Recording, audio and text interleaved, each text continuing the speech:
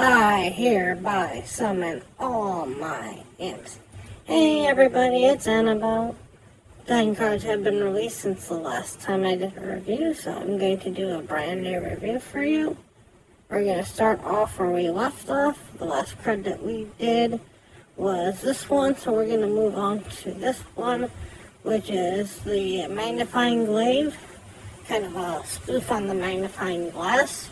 It's a 3-mana common demon hunter weapon that has, after your hero's attacks, draw until you have 3 cards. 3-mana 2/2 weapon. If your hand is low, you can draw 3 cards. Kind of nice. There's going to be turns where this is going to help with some aggro early game. Some late game, you draw this, you can get a 3-card draw. The 2/2 weapon for 3 isn't the worst thing in the world, especially with Demon Hunter. 1 more and you can make it a 3/2 as a fiery war axe, basically. So, I'm going to give this a decently good draw. Next up for us is going to be the Druid card, which is War The Saboteurs, which is a 7-mana legendary druid mana dragon from the set, which has for the rest of your game, after you cast a nature spell, summon a 3/3 whelp with rush. That's scary. I mean, it's 7 mana, and this is what the whelp looks like down here, by the way. Yeah, we get a better in frame. So, for the rest of the game, you cast a nature spell, you get a 3/3 with rush. That's basically the equivalent to getting a lot of quests done.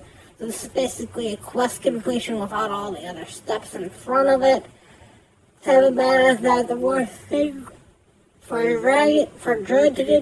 Druid can get the 7 without really scaring about it.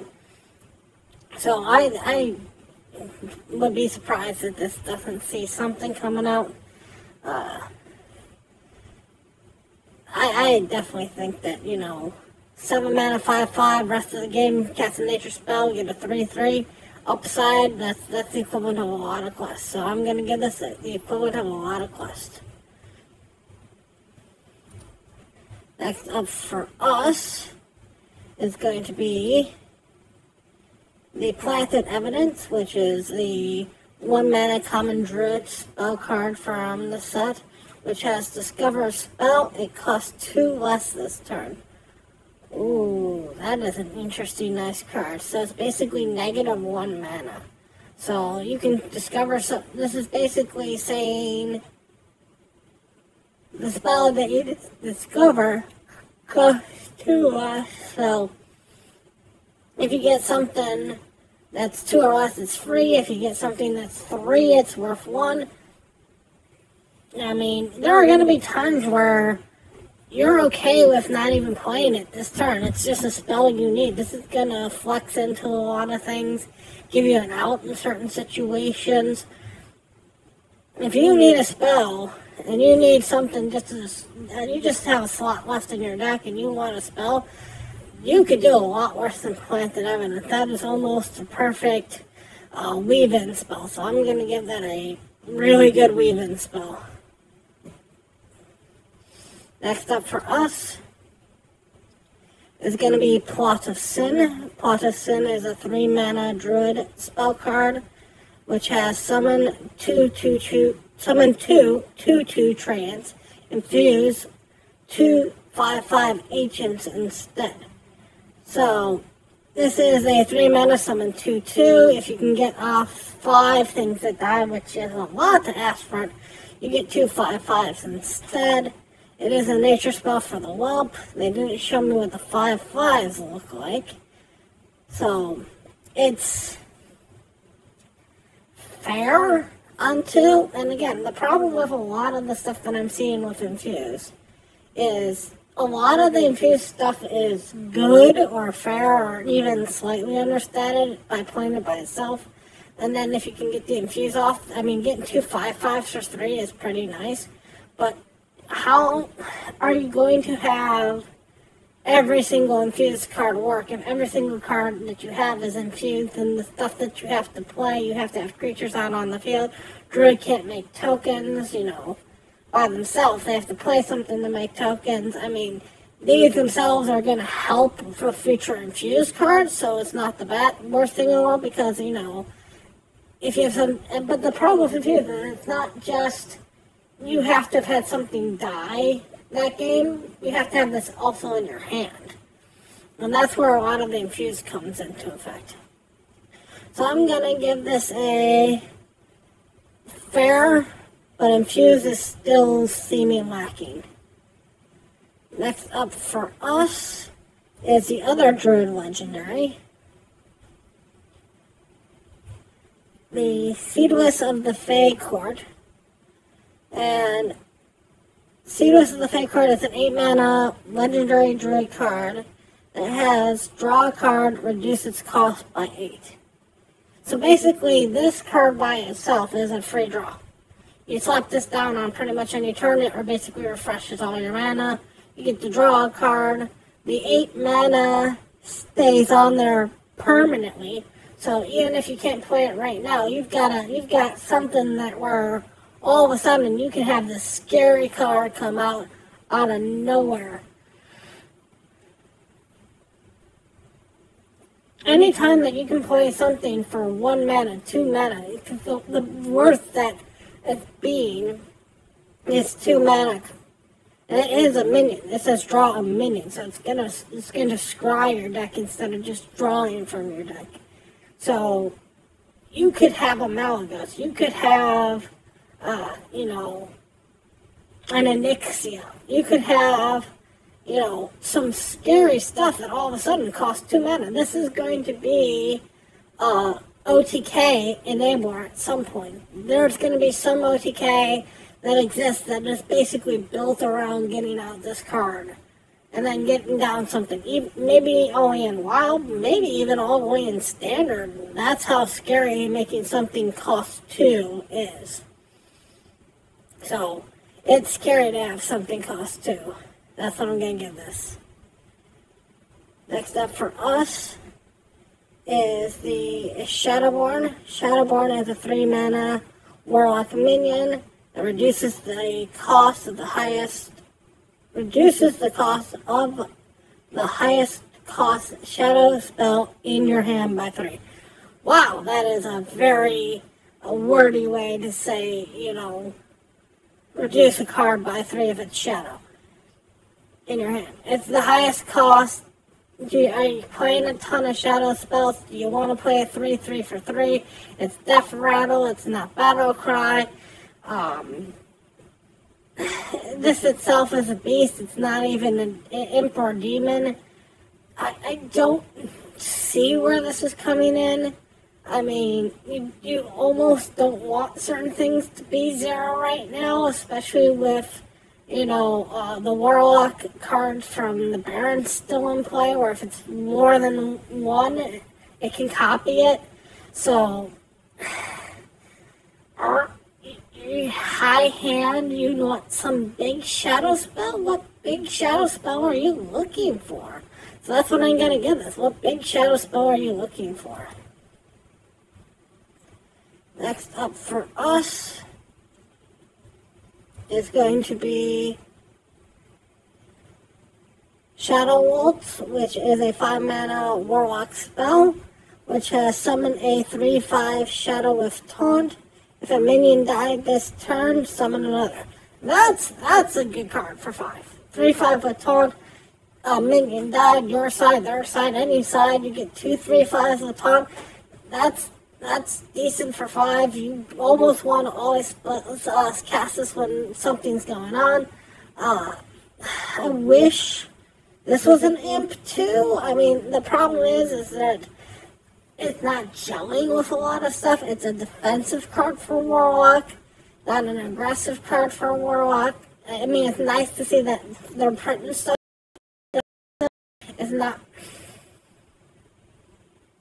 It's not hard to get Warlock to kill 1 creature in a turn and summon out 2 3/5s. So, and with Infuse, you're going to be trading in some stuff. So, I'm gonna give this a... That is a decently good card and a decently good spell. Next up for us is Lady Darkovane.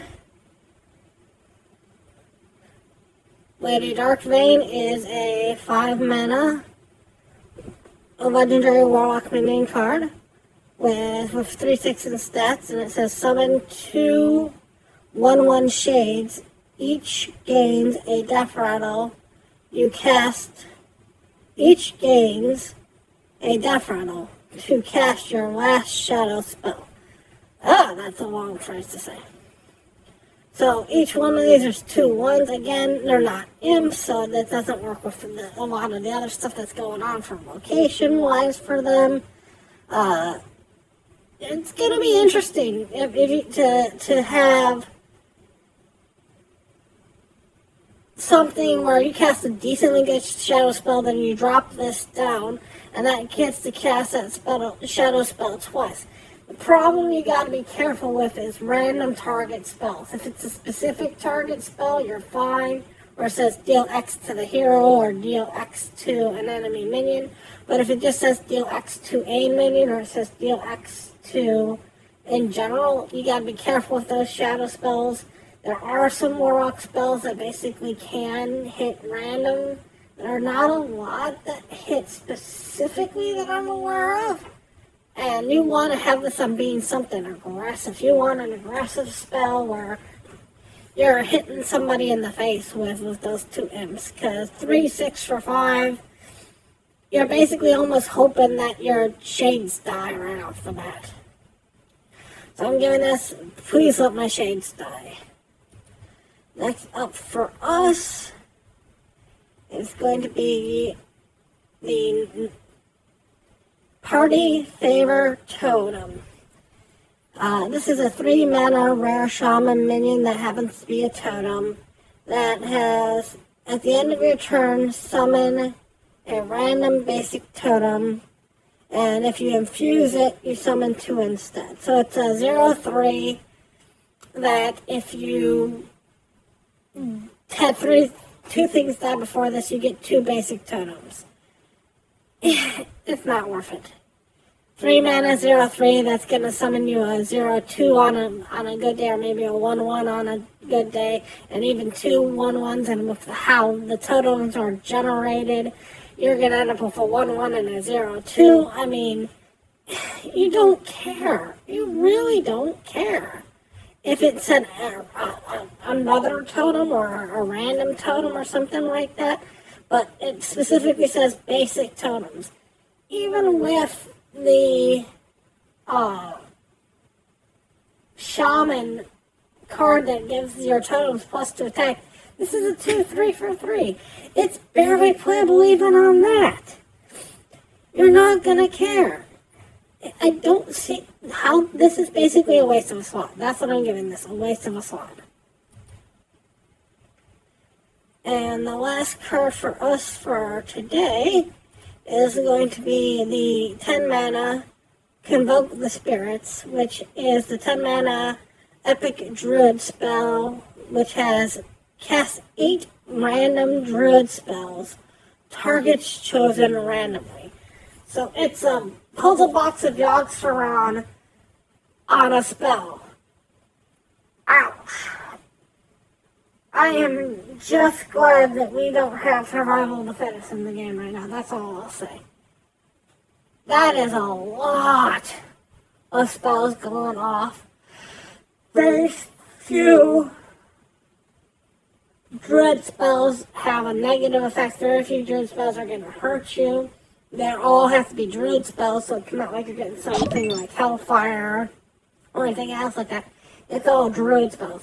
The only problem I see with this is there is a chance that you can draw and burn a lot of your deck, but that's its biggest flaw, that you might draw and burn some of your deck. Other than that, I don't see the downside on this.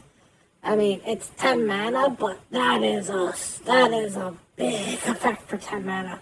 To cast 8 spells, even if your 8 spells are the worst spells in the world, it's 16 mana worth of spells, and that's if every spell you cast is a 2 mana spell. You get a couple 5s in there, oh, you know, if, on average, that's, you know, that's like 40 mana worth of spells that you can sometimes cast, and that's not me being crazy. That's having 40 spells, 40 mana just coming off of nowhere. That is. Ooh. So, I'm gonna give this a Yogg wants his box back. Anyways, those are the 10 cards that have been revealed since the last time I talked about this. Currently, there are 4 more. When they get back up to 10, I will do another review. Thank you so much for watching, and as always, remember, play for fun.